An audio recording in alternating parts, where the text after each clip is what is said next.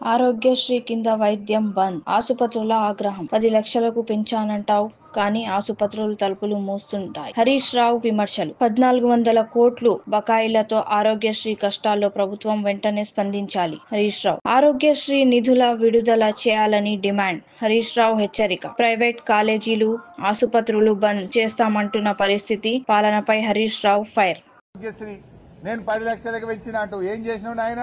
ఇలా ప్రైవేట్ ఆసుపత్రులలో మేము ఆరోగ్యశ్రీ కింద వైద్యం ఇయ్యము, ఆసుపత్రులు బంద్ చేస్తాము అంటున్నారు. నీ పుణ్యం ఎట్లుందంటే కాలేజీలు బంద్ చేస్తామని ఇవాళ ప్రైవేట్ కాలేజీలోళ్ళు చెప్తున్నారు, ఆసుపత్రులు బంద్ చేస్తామని ప్రైవేట్ ఆసుపత్రులు చెప్తున్నారు. నీ పాలన గట్లున్నది. ఆరోగ్యశ్రీ ఇలా 1400 కోట్ల బకాయిలు పడ్డాయి. ఆరోగ్యశ్రీకి కేసీఆర్ గారు ప్రభుత్వం ఉండగా ఎప్పటికప్పుడు నిధులు ఇచ్చాం, మంచి వైద్యం అందించాం. కేసీఆర్ గారి హయాంలో ఆరోగ్యశ్రీ కింద 8,000 కోట్ల రూపాయల డబ్బులు ఇచ్చాం. సీఎం రిలీఫ్ ఫండ్ కింద 3,000 కోట్లు ఇచ్చాం. పేదల వైద్యం కోసం ఆరోగ్యశ్రీ సీఎంఆర్ఎఫ్ కింద 11,000 కోట్ల రూపాయలు కేసీఆర్ గారి ప్రభుత్వం ఖర్చు పెట్టింది. నువ్వు వచ్చినాక 1,400 కోట్లు ఆరోగ్యశ్రీ కింద బకాయి పడ్డాయి. ఇవాళ పేదలకు ప్రైవేట్ ఆసుపత్రుల్లో ఆరోగ్యశ్రీ సేవలు నిలిచిపోయినాయి.